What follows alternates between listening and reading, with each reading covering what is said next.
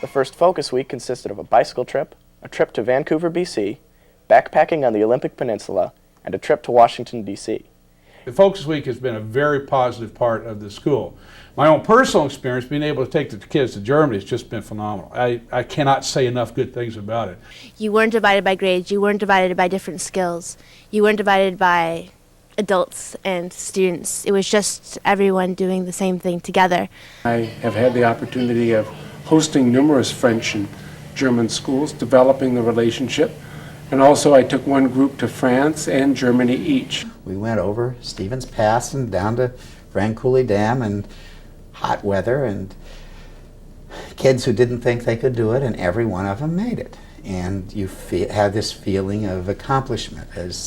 The accomplishment is not the avid biker who knows, of course, they can do it. The accomplishment is the 6th grade girl who's never been on a bicycle more than around her block and all of a sudden has ridden 250 miles and feels that she can conquer the world. And that's exactly what we're trying to impart, that she can't conquer the world.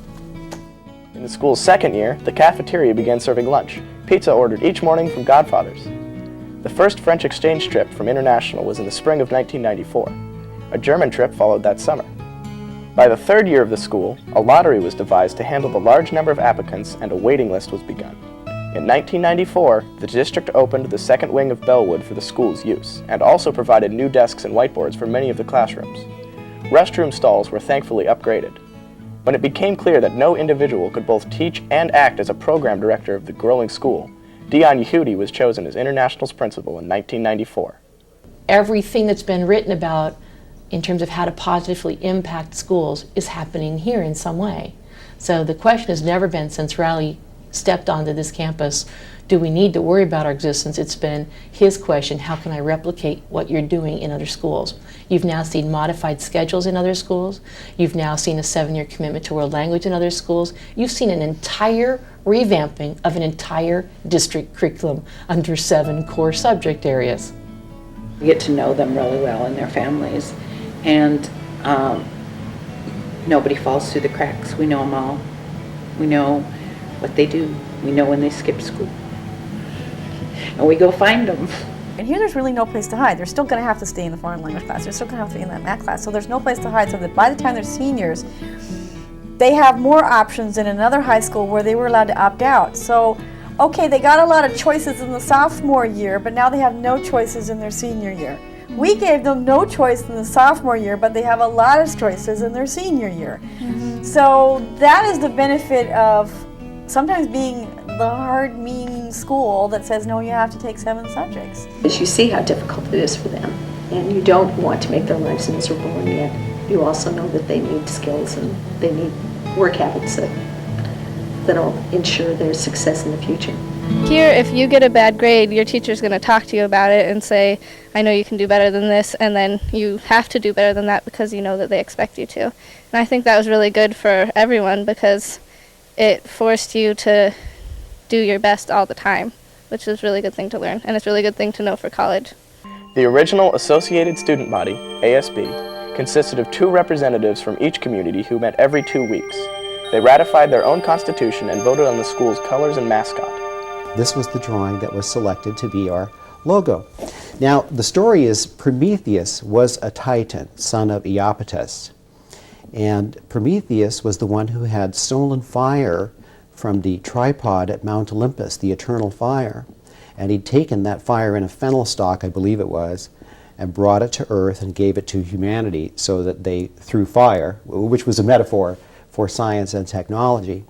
So here we have the Greek tripod, and the tripod spells out the word titans as well. You see the T here, and the I here, and the T again, the A, which is the tripod of the legs, the N, which is captured in the thunderbolt that slides across the bowl, and then the S, which is in the flame.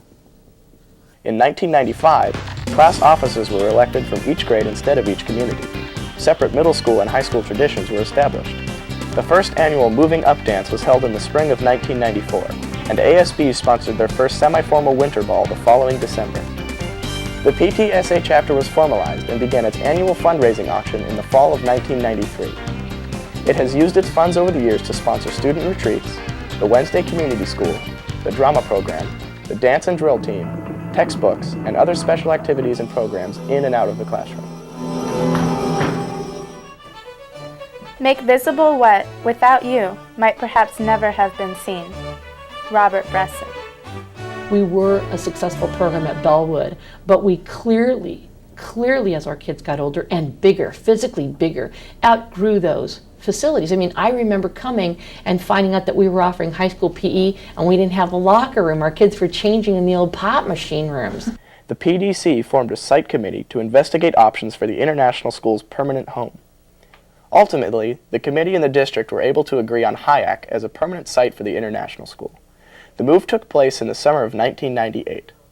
The new site afforded International larger, more modern facilities.